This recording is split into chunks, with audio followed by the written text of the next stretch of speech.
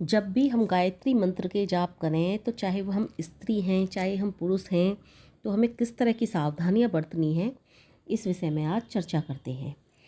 तो जब हम गायत्री मंत्र के जाप करते हैं तो मैं आपको सत्य बता रही हूँ कि यदि हम पूर्ण श्रद्धा और विश्वास के साथ कुछ सावधानियां बरतें तो माँ गायत्री हमारी सभी मनोकामनाओं को पूर्ण कर देंगी, क्योंकि माँ गायत्री के पास सब कुछ है। उनके पास अत्यंत भंडार भरे हुए हैं हर चीज़ के, क्योंकि सब कुछ ईश्वर ने ही तो बनाया है इस संसार में और सब कुछ ईश्वर का ही है, तो उनके पास किसी भी चीज़ की कोई कमी नहीं है। पहली बात तो ये है कि आप नियम अवश्य बना लें। जब भी गायत्री मंत्र के जाप करना शुरू करें तो पहली सावधानी यही है कि आप नियम बनाएं। चाहे तो आप इन्हें सावधानियां कह सकते हैं, चाहे आप इन्हें नियम कह सकते हैं। तो पहला नियम यही है कि आप अपने आप को नियमों में बांधें। यदि आप 1 माला करते हैं या 2 माला करते हैं या 3 माला करते हैं या फिर 15 मिनट, आधा घंटा या पौना घंटा या 1 घंटा तक जाप करते हैं, तो वो आपको डेली ही करने होंगे, डेली के डेली जप करने होंगे। और दूसरा नियम जो है, नियम कहो या सावधानी, दूसरा यह है कि यदि आप विद्यार्थी हैं तो माँ गायत्री जानती हैं कि आपके पास ज़्यादा समय नहीं है। आप यदि विद्यार्थी हैं, चाहे आप लड़का हैं चाहे आप लड़की हैं, आप 15 मिनट या फिर 1 माला, या तो आप माला के हिसाब से कर लें या फिर समय के हिसाब से कर लें, या तो आप 15 मिनट या फिर 1 माला अवश्य करें, प्रतिदिन करें, चाहे आप लड़का हैं या लड़की हैं। तो ईश्वर के लिए आप 15 मिनट या फिर 1 माला का समय तो अवश्य ही निकालें यदि आप विद्यार्थी हैं तो। और यदि गृहस्थी हैं, नौकरी पेशे वाले हैं, चाहे लड़का हो, आप लड़की हो, या स्त्री हो या पुरुष हो, जो भी हैं आप, तो प्रभु के लिए आधा घंटा तो मिलना ही चाहिए। समय नहीं है उसकी बात एक अलग है, नहीं होता है बहुत से व्यक्तियों के पास समय, तो 15 मिनट या 1 माला तो आप अवश्य निकाल सकते हैं, और ज़्यादा निकाल सकते हैं तो आधा घंटा तो अवश्य निकालें, या फिर 2 माला गायत्री मंत्र के जाप की करें। और केवल आप गृहस्थी हैं तो आप 1 घंटा तक गायत्री जप कर सकते हैं। और एक बात और मैं आपको बताऊं कि ये गायत्री मंत्र के जो जाप करने हैं, आपको जल्दी बाजी में नहीं करने हैं, उल्टे सीधे शब्द बोलकर नहीं करने हैं, जैसे करते हैं ओम भूर्भुवस्सुः सवितुर्वरेण्यं भर्गो देवस्य धीमहि धियो न प्रचोदयात्। इस तरह से जल्दबाजी ना मचाएं। आपको करने हैं ओम भूर्भुवस्सुः तत्सवितुर्वरेण्यं भर्गो देवस्य धीमहि धियो यो न प्रचोदयात्। एक एक शब्द स्पष्ट बोल करके करना है, श्रद्धा पूर्वक करना है, चाहे आप मन में करें और चाहे आप जोर जोर से बोल कर। परंतु मैंने सुना है और मुझे मेरे पिताजी बताया करते थे कि मन में ज़्यादा उचित रहता है गायत्री मंत्र के जप करना, लेकिन मैं मन में अगर अधिकतर करती हूँ गायत्री मंत्र के जप, या मैंने बहुत सी लोगों को सुना है कि गायत्री मंत्र के जप के समय नींद आ जाती है, तो मैं पहले तो ज़ोर ज़ोर से बोल कर करती हूँ, लेकिन जब मैं थकने लगती हूँ, फिर मैं धीरे धीरे अपनी वाणी को धीरे धीरे करती जाती हूँ, फिर अंत में मैं मन में आ जाती हूँ। मैं 1 घंटे तक गायत्री मंत्र के जाप करती हूँ, तो मैं इसी तरह से करती हूँ। कभी पहले ज़ोर ज़ोर से बोल कर करती हूँ, फिर थकने लगती हूँ तो धीरे धीरे फिर मैं मन में गायत्री मंत्र के जप करती हूँ। और जब मेरा समय हो जाता है 1 घंटे का, तब मैं गायत्री मंत्र के जप समाप्त कर देती हूँ। तो आप इस तरह से भी गायत्री मंत्र के जप कर सकते हैं। और एक बात यह है कि स्त्री व पुरुष दोनों ही गायत्री मंत्र के जप कर सकते हैं। दोनों की ही विनती माँ गायत्री अवश्य सुनती हैं, क्योंकि वह गुण देखती हैं। वह ये नहीं देखती कि ये स्त्री है पुरुष है, और सभी जाति के, सभी मतलब धर्म के सभी लोग गायत्री मंत्र का जप कर सकते हैं। माँ गायत्री ये नहीं देखती एक पुरुष कौन है, स्त्री है या किस तरह से जप कर रहे हैं, वो श्रद्धा और विश्वास देखती हैं बस। तो गायत्री जप में मैंने आपको बताया श्रद्धा विश्वास जरूरी है, चाहे वो कोई भी हो, गायत्री मंत्र के जप कर सकते हैं। और एक बात, मैंने आनंद स्वामी सरस्वती जी की किताब पढ़ती थी, और मैंने और भी कई महापुरुषों के प्रवचन वगैरह सुने हैं, तो उन्होंने बताया था कि यदि स्त्री व पुरुष दोनों ही गायत्री मंत्र के जप कर रहे हैं, तो जो स्त्रियों को फल प्राप्ति होती है वो जल्दी मिलती है। वो क्यों मिलती है जल्दी? क्योंकि स्त्रियों में बहुत से ऐसे गुण हैं जो ईश्वर को पसंद हैं, जो परमात्मा पसंद करते हैं वो गुण। तो वो कौन कौन से गुण हैं? वो ये गुण हैं कि जब स्त्री ससुराल में आती है, अपने भाई बंधु सखाओं को, माता पिताओं को छोड़ करके आती है और दूसरे अपने सास ससुर, देवर देवरानी, नंद नंदोई वगैरह इन सबको अपना लेती है, तो पहला गुण तो उसमें यही होता है कि अपनों को छोड़ करके दूसरों को अपना लेती है। दूसरों के प्रति भी इतना ही प्रेम भाव रखती है जितना कि अपने घर के प्रति रखती है। तो पहला गुण तो उसमें स्त्री में यही होता है। दूसरा, उसके अंदर प्रेम की भावना ज़्यादा होती है।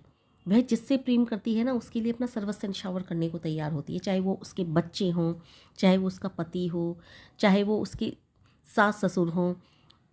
देखा है बहुत सी स्त्रियां अपने सास ससुर की निस्वार्थ भाव से सेवा करती हैं, उनके पास कुछ भी नहीं होता तब भी।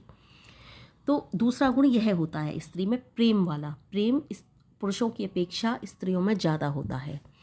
तीसरा, ममता स्त्रियों में ज़्यादा होती है, क्योंकि ईश्वर ममतामयी है ना, माँ गायत्री ममतामयी है ना, तो उनको ये गुण बहुत पसंद है।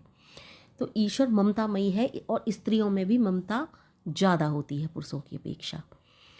आपने कभी सोचा है स्त्रियों को ही माँ बनने का मौका क्यों दिया ईश्वर ने? वो इसीलिए दिया क्योंकि स्त्री के मुकाबले ममता पुरुष में हो ही नहीं सकती। मैं मानती हूँ ममता होती है पुरुषों में भी, लेकिन स्त्री के मुकाबले कभी ममता नहीं हो सकती पुरुषों में। तीसरा, पुरुषों की अपेक्षा स्त्रियों में दर्द सहने की क्षमता ज़्यादा होती है। तो महापुरुषों ने बताया है कि यदि स्त्री व पुरुष दोनों ही एक साथ गायत्री मंत्र के या फिर किसी भी साधना के जप तप कर रहे हों, तो पुरुषों की अपेक्षा स्त्रियों को जल्दी फल मिलता है। यही कारण होता है। अच्छा, यहाँ पर हम नियम की बात कर रहे हैं, ये तो दूसरी बात रही, इस विषय में कभी और बताऊंगी मैं। तो तीसरा नियम जो है वो यह है कि यदि किसी कारणवश आप गायत्री मंत्र के जाप नहीं कर पा रहे हो किसी दिन, तो उस दिन के गायत्री मंत्र के जप जिस दिन भी आप करें उस दिन के प्लस, और दूसरे दिन जिस दिन नहीं कर पाए उस दिन के मिला करके आपको किसी भी समय निकाल करके वह गायत्री मंत्र के जप पूरे कर लेने हैं। चौथा जो नियम है वह यह है गायत्री माँ कि आप जब भी जाप करें, जब भी मंत्र जप करें, पूर्ण श्रद्धा व विश्वास के साथ करें। आप जिस भी मनोकामना के लिए गायत्री मंत्र के जप कर रहे हैं वो मनोकामना आपकी अवश्य पूर्ण होगी, यह आपको विश्वास होना चाहिए। सिर्फ एक ही परिस्थिति में वह पूर्ण नहीं होगी, यदि वह मनोकामना आपके हित में नहीं होती है, क्योंकि ईश्वर को पता है कि आपके लिए क्या अच्छा है क्या बुरा। जब आप छोटे थे, जिद करते थे किसी भी चीज़ के लिए अपनी मम्मी से, पापा से, तो आपके माता पिता बहुत सी सारी जिद आपकी पूरी कर देते थे, लेकिन बहुत सी कुछ जिद ऐसी होती थी जिन्हें वे पूरी नहीं करते थे, क्योंकि उनको पता था कि ये जिद आपके लिए अच्छी नहीं है, यह चीज़ आपको नुकसान देगी, तो वो इसीलिए आपकी जिद को पूरा नहीं करते थे। और माँ गायत्री तो हमारी जन्म जन्मांतर तक की माता पिता भाई बंधु सखा सब कुछ हैं। फिर वो कैसे सोच सकती हैं कि आपके लिए जो चीज़ हित में नहीं है वो आपको प्रदान कर दें? जो आपके हित में होगी माँ गायत्री वही चीज़ आपको प्रदान करेंगी, क्योंकि संसार में ईश्वर से बड़ा हितैषी कोई नहीं है, और हम खुद भी नहीं जानते कि हमारा हित किस में है और हमारा अहित किस में है। वो सर्वज्ञाता हैं, वो सब कुछ जानते हैं, इसलिए जो हमारे लिए अच्छा होगा वही देंगे, जो हमारे लिए बुरा होगा वो उस चीज़ को हमारे लिए कतई भी नहीं देंगे। पांचवी जो इसमें मैं आपको बता रही हूँ वो ये है, नियम समझो या फिर उसे कुछ भी समझो आप, कि ईश्वर के भरोसे छोड़कर किसी भी कार्य को छोड़कर मत बैठ जाना, क्योंकि ईश्वर हमेशा उन्हीं की मदद करते हैं जो स्वयं अपनी मदद करते हैं। ईश्वर ने मनुष्य को कर्म करने के लिए स्वतंत्र छोड़ा है, और गीता में भी कहा गया है कि कर्म करो फल की चिंता मत करो। जैसे कि खाने की थाली आपके सामने रखी हुई है, उसमें 36 प्रकार के भोजन हैं, तो वो 36 प्रकार के भोजन जब तक आपके मुंह में नहीं जाएंगे जब तक कि आप स्वयं न खा लें। हो सकता है वो भोजन आपकी माता पिता ने बनाए हो, माता ने बनाए हो, आपके घर में जो काम करने वाली हैं, खाना बनाने वाली हैं, उन्होंने बनाए हो, आपकी किसी चाची ताई वगैरह किसी ने भी बनाए हो, तो वो बना करके दे सकते हैं, आपको थाली में परोस करके दे सकते हैं, लेकिन खाना आपके मुंह में तभी जाएगा जब आप खाएंगे खाना।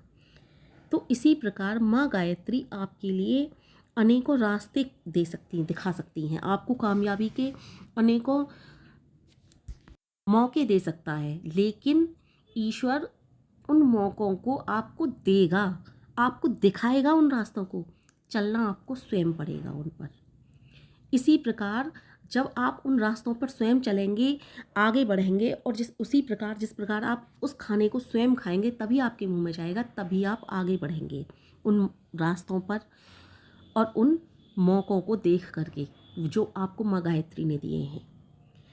मैंने इस वीडियो में 5 सावधानियां समझो या नियम समझो बताए हैं। आगे मैं और एक और वीडियो बनाऊंगी, 5 और उसमें बताऊंगी, क्योंकि लंबी काफ़ी वीडियो हो गई है और भी लंबी हो जाएगी। ये पार्ट 1 रहेगा मेरा, स्त्री पुरुषों को क्या सावधानियां बरतनी चाहिए माँ गायत्री के जप करने के समय, और पार्ट 2 भी बनाऊंगी मैं, आप उसको देखना ना भूलें। गायत्री मंत्र के